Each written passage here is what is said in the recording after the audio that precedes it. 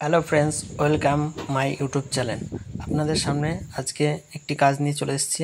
এটা একটা কুইট গাড়ি, ঠিক আছে। কুইট গাড়িটা স্টার্ট হচ্ছে না এবং কী কারণে হচ্ছে না এবং কিসের জন্য হচ্ছে না সেটা আজকে বিষয়। এবার আমি ফার্স্ট কুইট গাড়ির ভেতরে চলে গেলাম এবং চাবিটা অন করে মিটার বোর্ডটা দেখে নিলাম। মিটার বোর্ডে একটা চেক সিগন্যাল জ্বলে থাকছে, ঠিক আছে।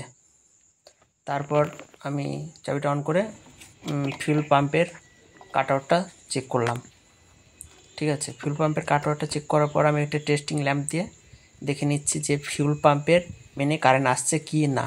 দেখলাম আসছে, ঠিক আছে। তারপর আমি আবার সেটাকে রেখে আমি আবার ফিউল পাম্পের মোটরের কাছে চলে গেলাম।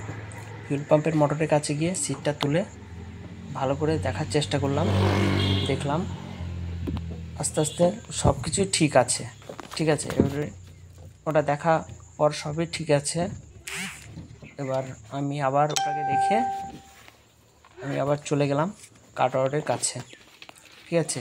এবার একটা নতুন কাটআউট ওখানে ইনস্টল করলাম, দেখতেই পাচ্ছেন ওখানে ইনস্টল করছি। এবার ইনস্টল করার পর আমি সেটাকে রেখে দিয়ে এবার চাবিটা অন করে গাড়িটা স্টার্ট করার চেষ্টা করব। দেখা যাক গাড়িটি স্টার্ট হয় কি না। আশা করি গাড়ি স্টার্ট হয়ে যাবে। এবার স্টার্ট করলাম, গাড়িটি স্টার্ট হয়ে গেল, ঠিক আছে। তারপর গাড়িটি স্টার্ট হয়ে গেছে, দেখতেই পাচ্ছেন। এবার প্রবলেমটি ছিল কাটআউটের,